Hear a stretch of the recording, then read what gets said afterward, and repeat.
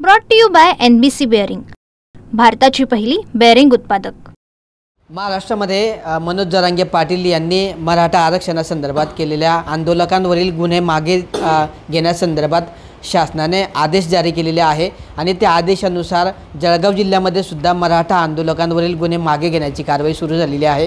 नेमकी ही कारवाई कशी आहे, आदेश काय आहेत, यावर बोलण्यासाठी आपल्यासोबत जळगावचे प्रांताधिकारी विनय गोसावी सर आहेत। सर, काय सांगणार, मराठा आंदोलकांसंदर्भातले गुन्हे मागे घेण्यासंदर्भातली कारवाई नेमकी कशी असणार आहे, शासनाचे आदेश कसे आहेत? महाराष्ट्र शासनाच्या गृह विभागाने 20 जून 2025 रोजी काढलेल्या शासन निर्णयाप्रमाणे तालुका स्तरावर समिती असून उपविभागीय पोलीस अधिकारी जळगाव यांनी समितीला सादर केलेल्या प्रस्तावानुसार जळगाव शहरामध्ये 5 व्यक्तींच्या विरुद्ध 24 फेब्रुवारी 2024ला मान्य श्री जरांगे पाटील यांच्या मराठा आंदोलनाच्या समर्थनार्थ जमावबंदी तोडून एक गुन्हा दाखल झाला होता।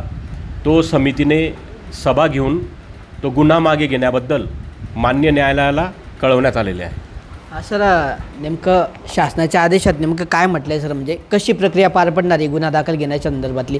कारण समिती नियुक्त झाली होती, समितीचे तुम्ही अध्यक्ष होते, कशी प्रक्रिया पार पडेल सर नेमकी, म्हणजे गुन्हा मागे घेण्याची प्रक्रिया कशी पार पडणार आहे?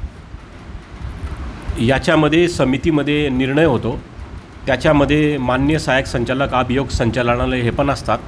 त्या FIR आणि पंचनाम्याची सगळी अभ्यास करून त्याच्यामध्ये सार्वजनिक मालमत्तेला नुकसान नाही, जीवितहानी नाही, ह्या जर गोष्टी नसल्या तर ते गुन्हे मागे घेण्याबाबत मान्य शासनाचे निर्देश आहे।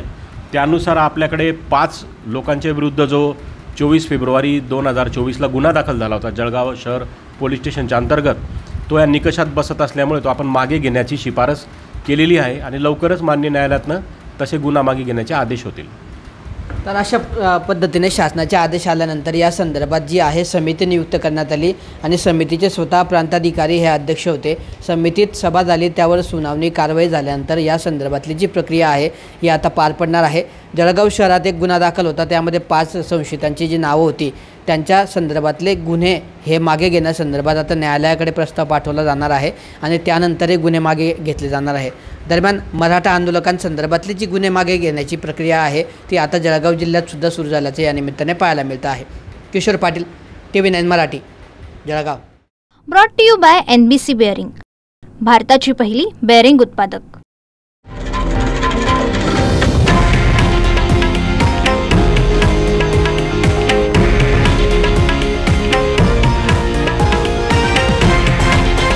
हे आहे देशातील नंबर 1 न्यूज नेटवर्क आणि आपण पाहत आहात TV9 मराठी, एकमेव।